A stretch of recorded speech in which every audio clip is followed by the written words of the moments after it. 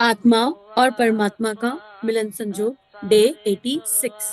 गुरु सत्ता का स्मरण करें। वंदे माँ को हृदय में अनुभव करें। वंदे माँ की दैवीय ऊर्जा, उनकी प्रेम पूर्ण मातृत्व भाव ऊर्जा हम सबकी रगों में प्रेम बनकर बह रही है, ऐसा भाव करें।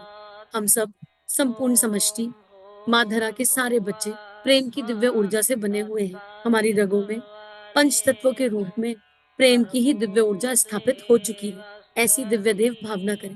प्रेम के इस दिव्य समुद्र में ऋषि सत्ताएं, देव सत्ताएं, परम पूज्य अपनी प्रेम भरी लेखनी से हमारे स्वयं का अध्ययन करवा रहे हैं, हमारी आत्मा का प्रकाश जगा रहे हैं। बीते दिन हमने गुरु सानिध्य में राधा नाम जप किया और वो ऊर्जा आज भी हमारे भीतर स्थित है।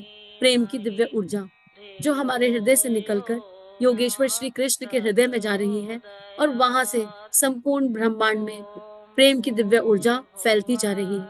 यही दिव्य देव भाव। और आगे का स्वाध्याय। पिछले स्वाध्याय में परम पूज्य गुरुदेव ने हमारे अंदर से हर तरह के भय को निकाल दिया।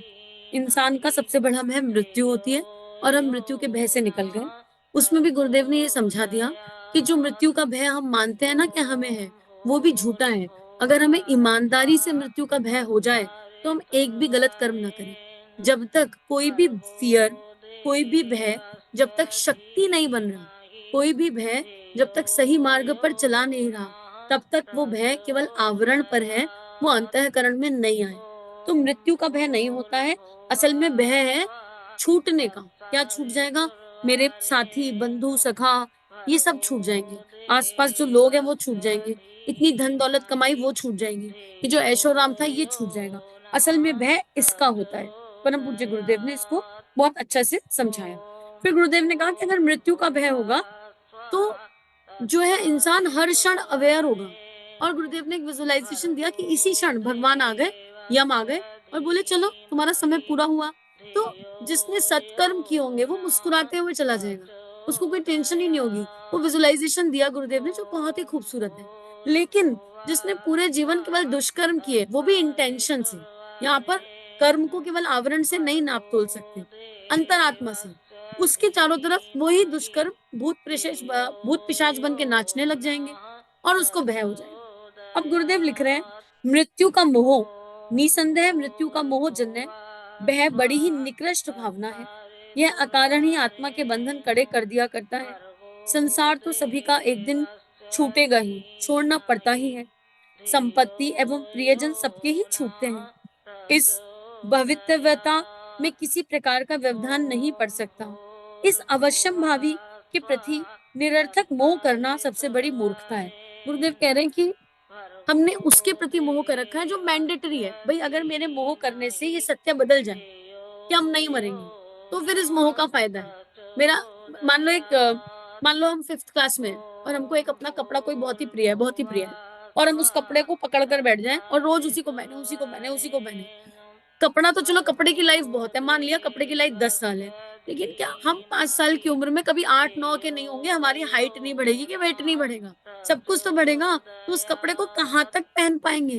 तो क्या ये एक निरर्थक मोह नहीं है कि एक कपड़े के प्रति मोह रख लिया, उसको छोड़ ही नहीं रहे, वो अट ही नहीं रहा, वो फंस ही नहीं रहा अपने आप को, लेकिन हम उसको किसी को नहीं देंगे, हम उसको छाती से चिपका कर रखेंगे और जाने कब तक रखेंगे, हमें आ भी नहीं रहा। तो हम एक निरर्थक मोह में उलझे हैं। तो अगर हम मृत्यु के भय में अटके हैं, तो ये ऐसा है कि इस मोह में उलझना मतलब एक डेड एंड में फंसना।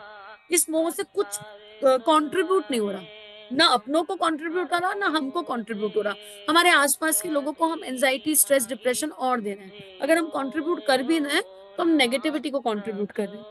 जो व्यक्ति धर्म, अर्थ, काम आदि की प्राप्ति के लिए पुण्य पूर्वक प्रयत्न किया करता है, उसको इससे निकृष्ट मोह भी नहीं हो सकता। वह इन सब की प्राप्ति भोग सुख के लिए नहीं, केवल मानव कर्तव्य समझकर ही करता है।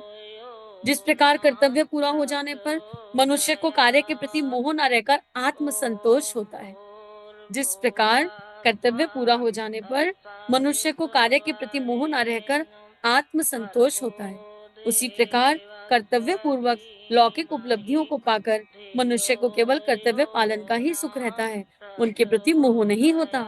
जिस प्रकार वह उन्हें पुण्य पुरुषार्थ द्वारा प्राप्त करता है, उसी प्रकार साहस पूर्वक छोड़ भी देता है। कितना प्यारा एग्जाम्पल है।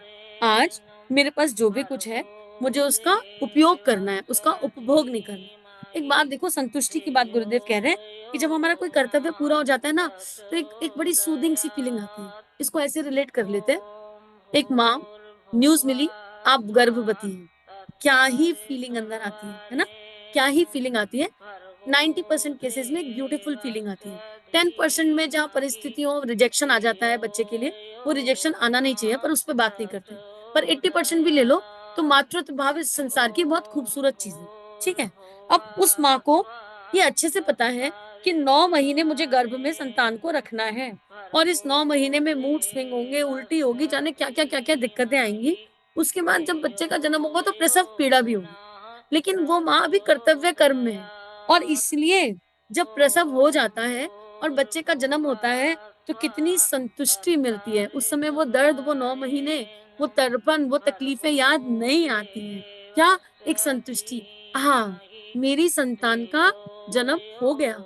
जिसके लिए 9 महीने मेहनत करी, जिसको गर्भ में सींचा, वो संतान आ गई। तो एक अलग-सी संतुष्टि होती है।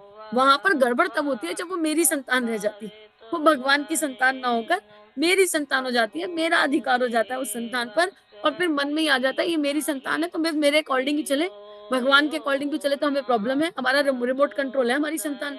वहाँ पर जाकर प्रॉब्लम आती है, उस पर बात नहीं कर रहे अभी, लेकिन एक सुकून है। आप जब कोई गुरु कार्य करते हो, आप किसी भी संस्था से जुड़ो, मान लो आप पेड़ लगाते हो, ठीक है? समष्टि के हित के लिए। तो जब एक-एक पेड़ लगता है ना तो उसको देखकर एक मुस्कुराहट आती है। आहा! कितना कितना ब्यूटीफुल काम हुआ, एकदम सुकून। वहाँ पर उस पेड़ से आशा अपेक्षा नहीं है, वहाँ पर कुछ भी एक्सपेक्टेशन नहीं है। तो जब हम कर्तव्य कर्म करते हैं, तो हमको कोई आशा अपेक्षा नहीं होती। आज मेरे पास गाड़ी है, मैंने यूज़ करी, कल नहीं है तो मैंने मिस नहीं किया, आई विल नॉट मिस। आज कोई मेरे पास आया, 4 महीने रह गया, मैंने पूरा मान-सम्मान किया, पूरे प्रेम से रखा, पूरे प्रेम से साथ में रहा, भगवान की कृपा मानी। कल चला गया तो चला गया, याद नहीं आ रही किसी की। मोह आसक्ति के चलते याद नहीं आएगी किसी की। एकदम निरपेक्ष भाव हो जाएगा और उस निरपेक्ष भाव में एक प्रेम की दिव्य ऊर्जा रहेगी। तो गुरुदेव कह रहे हैं कि जो लोग धर्म, अर्थ, काम और काम को समझते हैं, जो उस दिव्यता को समझते हैं, वो अपना कर्तव्य करते हैं और उन्हें कर्तव्य पूर्ण करके सुख मिल जाता है। उसमें उनको परमानंद की प्राप्ति हो जाती है, उनको फल की इच्छा नहीं होती। आपने अपना बेस्ट किया, अब इस बेस्ट में जो भी रिजल्ट आए, फॉर एग्जाम्पल ये स्वाध्याय ये आत्मा कर रही है। इस स्वाध्याय को करने के बाद एक स्माइल आ जाती है, हो गया स्वाध्याय, स्व का अध्ययन। अब इस स्वाध्याय से कहाँ क्या हुआ, that is none of my business. मुझे नहीं जानना है, वो इच्छा ही नहीं है जानने की। उसका इम्पैक्ट क्या पड़ा, जानने की इच्छा ही नहीं, ईश्वर नहीं है। जो होना है वो हो जाएगा। और अगर पूरे दिल से, पूरी अंतरात्मा से, ऋषियों के सानिध्य में, परम पिता के सानिध्य में स्व का अध्ययन हो रहा है, तो आत्म तत्व तो सबका एक ही है। मूल में तो सब सूर्य की किरण है, यहाँ पर भी आत्मा का अध्ययन हो रहा है। तो जितने लोगों के कान में गुरुदेव इसे भेजेंगे, उनकी आत्मा का अध्ययन भी होगा ही होगा। क्यों है इतना विश्वास? क्यों है इतनी संतुष्टि? इसलिए क्योंकि विश्वास है अपने गुरु पर। परम पूज्य गुरुदेव वंदे माता जी पर विश्वास है कि वो ये स्वाध्याय यूं ही नहीं करा रहे। तो जब ये देह ये कहती है कि आपने सुना या नहीं सुना इससे फर्क नहीं पड़ा, तो इसका मतलब ये नहीं कि फर्क नहीं पड़ा। इसका मतलब ये है कि पूर्ण विश्वास है कि आत्मा का अध्ययन चल रहा है, तो जो आत्मा सुनेगी, गुरु की इच्छा से सुनेगी, तो उसका अध्ययन होगा ही होगा। डाउट ही नहीं है, डाउट ही नहीं है। ये ऐसा हो गया, अगर मैंने इस स्वाध्याय पर डाउट किया, तो ये ऐसा हो गया कि सूर्य उगेगा या नहीं कल उस पर डाउट करूँ। अरे! गुरु वाक्य ब्रह्म वाक्य है। गुरु ने कहा है स्व का अध्ययन करो लेकिन बोलकर करो, सबके साथ बैठकर करो। सब लोग जप करेंगे, गुरु वाक्य और ब्रह्म वाक्य है। तो ये 50 तक जाए, 500 तक जाए या 5 करोड़ तक जाए, कोई अंतर नहीं। जहाँ तक जाएगा, गुरु की इच्छा से जाएगा और जो भी सुनेगा, वो इसे ऐसे सुनेगा कि उसकी आत्मा का अध्ययन हो रहा है, क्योंकि मूल में हम सब एक हैं, अलग है ही नहीं। जो मैं हूँ वो तुम हो, जो तुम हो वो मैं हूँ और फिर हम ही हम हैं। फिर हम ही हम हैं, मैं और तुम खत्म है, फिर हम ही हम हैं। तो ये स्वाध्याय आप कर रहे हो, ये मैं नहीं कर रही, आवाज़ कोई भी हो, ये आप कर रहे हो और आपको करवा कौन रहा है? आपके गुरु। आपके गुरु कोई भी हो सकते हैं यहाँ पे। ज़रूरी नहीं है कि आपके गुरु आचार्य पंडित श्री राम ही हो उस समय। आपके कोई भी गुरु हैं, वही आपको करा रहे हैं, उनकी अनुमति से ही आप तक पहुँचा है। अगर हम इस समष्टि के भाव को साथ में लेकर चलेंगे, तो फिर जो सुख है, उसे सुख-दुःख नहीं कह सकते, एक अलग-सा आनंद है और वो आनंद एक स्माइल देता है, एक मुस्कुराहट देता है, जो सदा बनी रहती है, उसको कोई हिला नहीं सकता। गुरुदेव उस संतोष की बात कर रहे हैं। फिर गुरुदेव कह रहे हैं, मोहजन्य अथवा अकृत्यजन्य मृत्यु का भय निरर्थक, निकृष्ट एवं निम्र वाहक है। निरर्थक तो हमें पता चल गया, निकृष्ट मतलब प्रवर्तमान से आ रहा है, निम्न कोटि का है। निम्र वाहक मतलब हमारी प्राण शक्ति को नीचे ले जाता है। जो प्राण शक्ति सदा ऊर्ध्वगामी रहनी चाहिए, जो प्राण शक्ति सदा ऊपर की ओर चलनी चाहिए, मूलाधार चक्र से हृदय चक्र, हृदय से आज्ञा और आज्ञा से सहस्त्रार और क्राउन से सहस्त्रार से ब्रह्मांड में जाए और फिर उस ब्रह्मांड से लौट कर मुस्तक आए, वो प्राण शक्ति ऊपर से जो ब्रह्मांड से एनर्जी आ रही है, जो भगवान सूर्य का प्रकाश के फॉर्म में एनर्जी दे रहे हैं, पंच तत्वों से एनर्जी दे रहे हैं सहस्त्रार में, वो हमारी जो बेसिक एनर्जी है, डिवाइन एनर्जी जो हृदय चक्र में है, वो उल्टी हो गई। ऊर्जा ऊपर से नीचे की ओर जा रही है और पैरों से, हाथों से, सोच से, विचारों से रिसने लगी है, माइनस हो रही है। इसीलिए तो बीमार पड़ जाते हैं, दीनहीन हो जाते हैं। तो मृत्यु का या कोई भी भय, एनी टाइप ऑफ फियर, वो हमारी प्राण ऊर्जा का हास करता है, क्योंकि प्राण शक्ति का जो फ्लो है वो ऊपर से नीचे हो जाता है। मनुष्य को इससे बचे रहने का प्रयत्न करना चाहिए। यदि वह आता ही है तो उसका लाभ उठाकर सत्कर्मों द्वारा मृत्यु से मोर्चा लेने की तैयारी करना चाहिए। पहले तो prevention is better than cure. हम अपने आप को इतना ज्ञानवान बनाए भक्ति के मार्ग पर चलते हुए कि हमको भय ना हो, लेकिन फिर भी हम बाहर नहीं आ पा रहे, तो हम सोल्जर बन जाए। We should be a soldier. हम अपनी आत्मा के सिपाही हैं, हम अपनी आत्मा का दोहन नहीं होने देंगे। हमारी आत्मा अजर अमर अविनाशी है, उस परमात्मा का प्रकाश, दिव्य प्रकाश का दिव्य पुंज है, और ये देह का निरर्थक भय मेरी आत्मा के प्रकाश को नीचे नहीं कर सकता। हम एक सोल्जर बनकर मोर्चे पे खड़े हो जाएंगे, और मोर्चा कैसा? सत्कर्म, सत्कर्म, अच्छे कर्म, अच्छी सोच, अच्छी भावनाएं, इतनी अच्छी भावनाएं, इतनी अच्छी सोच, इतने सत्कर्म कि भय खत्म। धीरे धीरे धीरे धीरे ये वाला जो प्रेम युद्ध है, ये जो युद्ध है, ये जीत जाएंगे, विजयी हो जाएंगे। भावना कर लीजिए, अगर आपके भीतर भय है और आप इस समय सोल्जर बन गए, आप उस भय से मुक्त नहीं हो पा रहे, पर इस समय आपने ठान लिया मैं सोल्जर हूँ, तो विजुलाइज कीजिए कि आपके गुरु ने आपको विजय तिलक लगा दिया। देखिए विजय तिलक लगता हुआ। हाँ, मेरा आशीर्वाद तुम्हारे साथ है, तुमने एक कदम रखा, मैं तुम्हारी तरफ 1000 कदम बढ़ाऊंगा, तुमको विजय तिलक लगा दिया, और तुम इस भय से निश्चित मुक्त हो जाओगे। और गुरु माँ ने गले में प्रेम का हार पहना दिया, गुरु माँ ने गले में प्रेम का हार बना दिया कि प्रेम की शक्ति एक ऐसी दिव्य शक्ति है जो हर भय से मनुष्य को बाहर ला सकती है। ऐसा एक दिव्य भाव कीजिए, और इसी विजुअलाइजेशन के साथ जब हो सके तब गायत्री मंत्र का जप कीजिए, नाम जप कीजिए, जो आपको अच्छा लगता हो वो कीजिए। जैसे ही भय आ जाए, तुरंत गुरुदेव के द्वारा किए गए इस तिलक को, अपने गुरु द्वारा किए गए इस तिलक को, गुरु माँ द्वारा पहनाए गए इस फूलों के हार को, प्रेम के हार को विजुअलाइज कर लीजिए, और उनके गले लग जाइए, उनको शरणागत हो जाइए। हर भय से मुक्ति हो जाएगी, और पूर्ण रूपेण मुक्ति हो जाएगी। अनंत काल के लिए मृत्यु हो जाएगी, अनंत जन्मों के लिए मृत्यु हो जाएगी, अनंत जन्मों के लिए भय से, भय की मृत्यु हो जाएगी, जो भीतर भय पल रहा है, बस रहा है। तो हमने ये समझ लिया। अब गुरुदेव इसको और थोड़ा इलेबोरेट कर रहे हैं अगले चैप्टर में। गुरुदेव कह रहे हैं कि हमने आज तक बहुत सारे अतिथियों का सम्मान किया, स्वागत किया, सबने किया होगा ना। जब कोई गेस्ट आता है तो हम कैसे करते हैं? घर को साफ करते हैं, अच्छा करते हैं, सुंदर बनाते हैं, और फिर थोड़ा सा, क्योंकि देह भाव में है, तो गेस्ट कौन आ रहा है इस पे भी डिपेंड करता है। बहुत दूर से 10 साल पुरानी कोई फ्रेंड आ रही है तो अलग अरेंजमेंट होगा, ससुराल वाले आ रहे हैं तो अलग अरेंजमेंट होगा, मैके वाले आ रहे हैं तो अलग अरेंजमेंट, बॉस आ रहे हैं ऑफिस से तो अलग अरेंजमेंट होगा, और गुरु घर आ रहे हैं, कोई संत आ रहा है तो अलग अरेंजमेंट होगा, बेटी दामाद आ रहे हैं तो अलग अरेंजमेंट होगा, छोटे बच्चे आ रहे हैं तो अलग अरेंजमेंट होगा। जब देह भाव के गेस्ट को अटेंड करते हैं तो धारणाओं से चलते हैं। दामाद तो 4 डिश है, और छोटा बच्चा तो एक चिप्स के पैकेट पे टरका दो, और बिल्कुल कोई ऐसा आ गया जो फूटी आंख नहीं भाता तो 1 कप चाय भी बड़ी मुश्किल है, चल पिला तो देंगे, कोई बात नहीं, पिलानी तो पड़ेगी, कोई चारा नहीं है ना। देह भाव के गेस्ट का कैसे स्वागत करते हैं? ऐसे ही करते हैं, है ना। और हम सब इस सत्य को जानते हैं, लेकिन अगर ऐसा कर रहे हो तो ऐसा मत करो। अतिथि तो अतिथि है, अतिथि भगवान है। हम सब मानते हैं अतिथि भगवान है, देख लो अपने अंदर, अतिथि देवो भवा, मानते तो है पर उस हिसाब से व्यवहार नहीं करते, उस हिसाब से आचरण नहीं करते, है ना। क्योंकि अगर अतिथि भगवान है तो हर अतिथि के लिए सेम होगा ना। अगर आपके घर का संस्कार है कि कोई अतिथि आए तो 4 डिश बनेंगी, तो हर अतिथि के लिए 4 ही बननी चाहिए ना। ये 4 से 1 2 3 5 कैसे हो जाती है, गड़बड़ कहाँ होती है, चेक करना पड़ेगा। अब एक ऐसे अतिथि की बात करते हैं, देख लो सबने अभी मान लिया अतिथि देवो भव, और सबने कह दिया हाँ हाँ अतिथि तो भगवान होते हैं। अब गुरुदेव एक ऐसे अतिथि की बात कर रहे हैं जो सचमुच भगवान है, जो नव निर्माण कराता है।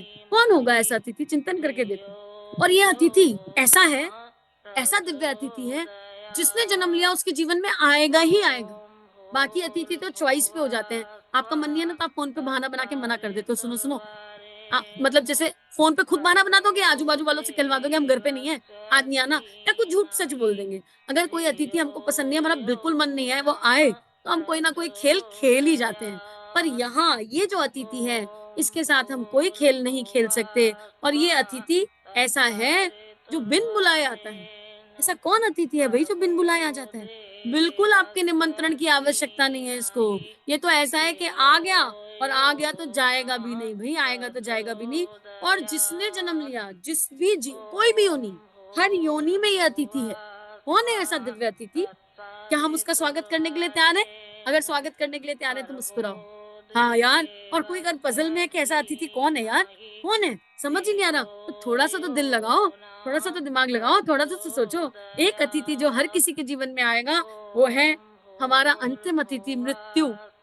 मृत्यु हमारे जीवन का अंतिम अतिथि है, जो आएगा ही आएगा, इसको टाला नहीं जा सकता। लेकिन जिस दिन हमने इसको अतिथि मान लिया, तो हम कहेंगे अतिथि देवो भव, आइए, आइए और हमको ले जाइए कहाँ? एक नव जीवन की ओर। कहाँ? मुक्ति की ओर। कहाँ? उस डिवाइन एनर्जी की ओर, उस दिव्य प्रकाश की ओर, जिसको ढूँढते-ढूँढते पूरा जीवन निकल गया। वो प्राप्त नहीं हुआ, वो अनुभव नहीं हुआ, और मृत्यु रूपी अतिथि अब तुम आ गए, तो तुम हमें गले लगा लो। तुम हमें उस परम प्रकाश से मिलवाओगे। ये वाली एक एनर्जी। तो जब अतिथि मान लिया, तो अपना संस्कार सुधार लो, क्योंकि मृत्यु रूपी अतिथि को फ़ोन करने की सुविधा हमारे पास नहीं है कि फ़ोन करके कह दें कि हे मृत्यु रूपी अतिथि, तुम मत आना। ये हमारे पास चॉइस नहीं है, ठीक है? तो गुरुदेव कह रहे हैं मृत्यु और जीवन एक ही तथ्य के दो पहलू हैं। मृत्यु जीवन का उद्गम है, तो जीवन का पर्यावसन भी मृत्यु की गोद में ही होता है। भई मृत्यु तो जीवन है ही ना, मृत्यु जीवन है, तो जब मृत्यु आएगी, तो नया निर्माण होगा ही होगा, है ना? आगे गुरुदेव लिख रहे हैं कि सूर्य कहाँ से उगता है? प्रकाश कहाँ से आता है? रात्रि के गर्भ से ही प्रकाश आता है। जीवन भी मृत्यु की कोख से पैदा होता है। दिन का अंत रात्रि होता है, उसी तरह जीवन का अंत मृत्यु में होता है। वस्तुतः मरण ही दूसरे अर्थों में जन्म है। तो अतिथि क्यों है? क्योंकि वो नव निर्माण के लिए आ रहा है ना, नया नया प्रोसेस बनेगा। पंडित नेहरू ने कहा, मृत्यु से नया जीवन मिलता है, केवल वहीं से जहां मनुष्य मृत्यु की गोद में सोता है, पुनरुत्थान का शुभारंभ होता है। पाश्चात्य विचारक कोल्टन के शब्दों में, मृत्यु उन्हें मुक्त कर देती है जिन्हें स्वतंत्रता भी मुक्त नहीं कर सकती।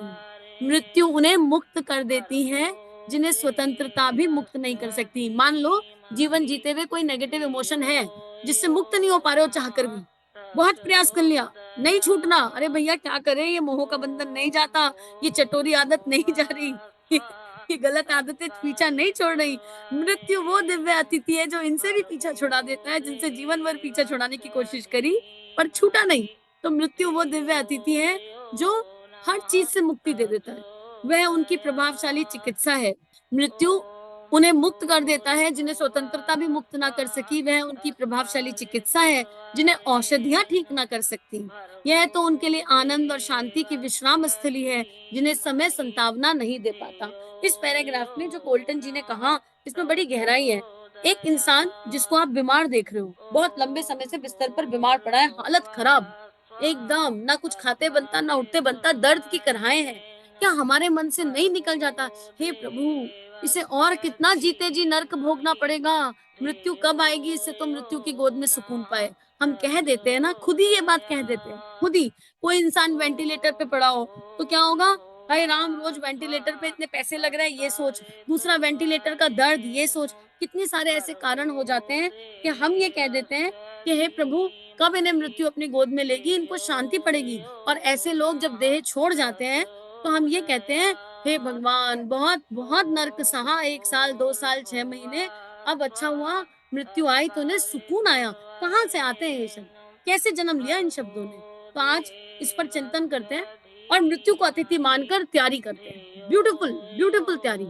अब क्या करेंगे तैयारी, नोटपैड पे लिखो, मृत्यु अगर इसी समय आ जाए तो हमारी तैयारी कैसी है और आगे की तैयारी कैसी होगी। और अगर मृत्यु से इतना भय है तो जो लोग शैया पे पड़े हैं उनके लिए हमारे मन से क्यों निकल जाता है, जिन्हें हम बहुत दर्द में देखते हैं, जिनके लिए डॉक्टर हाथ खड़े कर देते हैं, फिर भी वो प्राण नहीं छोड़ रहे हैं, हे भगवान इन्हें मुक्ति दे दो, इन्हें मुक्ति दे दो, इतने कष्ट से अच्छा ये देह त्याग दे। ये प्रार्थना कहाँ से आती है? इसका मतलब मृत्यु एक दिव्य अतिथि है और मृत्यु शांति की ओर ले जाता है। और मृत्यु जहाँ समय भी काम नहीं आता, जहाँ समय भी सुकून नहीं दे पाता, वहां मृत्यु सुकून दे देती है। तो आज मृत्यु के भय से पूर्ण रूपेण मुक्त हो जाए, मृत्यु को एक दिव्य अतिथि माने और चिंतन करके देखें किस चीज से भय करना है और क्यों करना है। ना अपनी मृत्यु से भय करेंगे, ना अपनों की मृत्यु से भय करेंगे, क्योंकि मृत्यु सत्य नहीं है, मृत्यु तो होती ही नहीं। गुरुदेव कई बार ये पिछले 1 हफ्ते में समझा चुके हैं। तो आइए इस पर चिंतन करते हैं, अपनी दैवीय ऊर्जा को परमात्मा के श्री चरणों में समर्पित अर्पित करते हैं और बस शरणागति शरणागति शरणागति इदम श्री सद्गुरुवे नमः का भाव रखते हैं। सभी की दिव्य चेतना को कोटि कोटि नमन प्रणाम। आपके द्वारा जो जप किया जा रहा है, उस जप की जो दिव्य ऊर्जा है, उसको कोटि कोटि नमन प्रणाम। इदम श्री सद्गुरुवे नमः।